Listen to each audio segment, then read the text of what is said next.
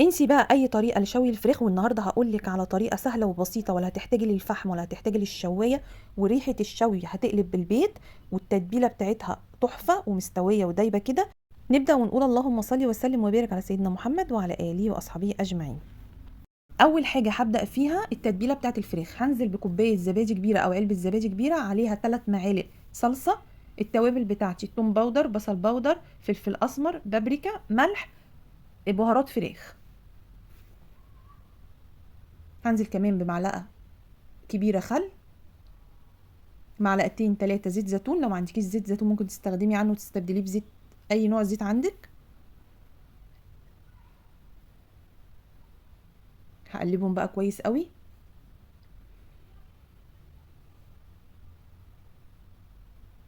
انا كان عندي فرخه اسماها بالطول وغسلتها كويس قوي ونقعتها في المحلول. هجيب بقى الفرخه بتاعتي وهحاول ان انا ادخل التتبيله كده من تحت الجلد.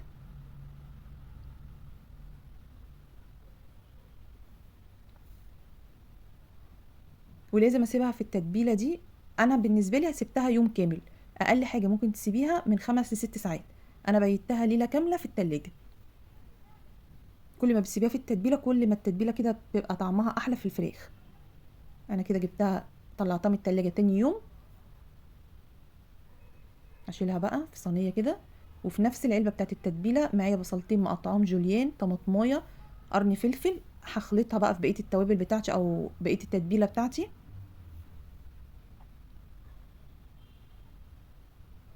انا بجهز الفراخ بتاعتي، انا مشغله الفرن على درجه حراره 220. هاتي بقى الصينيه بتاعتك، الصاج بتاعك، اي حاجه تكون معاكي بتخش الفرن. انا هنا هستخدم الكيس الحراري. الكيس الحراري ده بيخلي لك الفراخ دايبه في وقت قصير جدا. هبدا بقى ان انا انزل بالبصل والطماطم والفلفل اللي احنا حضرناهم مع بعض، واحاول ان انا افردهم كويس قوي في الكيس الحراري. وبعد كده ارص الفراخ بتاعتي. هقفل بقى الكيس بتاعي كويس قوي. هجيب بقى سكينه تكون البوز بتاعها رفيع، واحاول ان انا اعمل له فتحات صغيره كده عشان هو لما بيخش الفرن الكيس بيتنفخ. هدخلها الفرن على درجه حراره 220. هسيبها. انا الفرخه بتاعتي قعدت بتاعت ساعه. بصي، ولا فتحت عليها شوايه ولا حمرت لها وشها ولا فتحت الكيس وانا بحمره. انا فاتحه الكيس معاكي في الفيديو. الطريقه دي سهله وبسيطه وبتخلي طعم الفراخ حلو قوي وما بتاخدش معاكي وقت كتير في التسويه. ان شاء الله تجربوها وتعجبكم. الفراخ دايبه.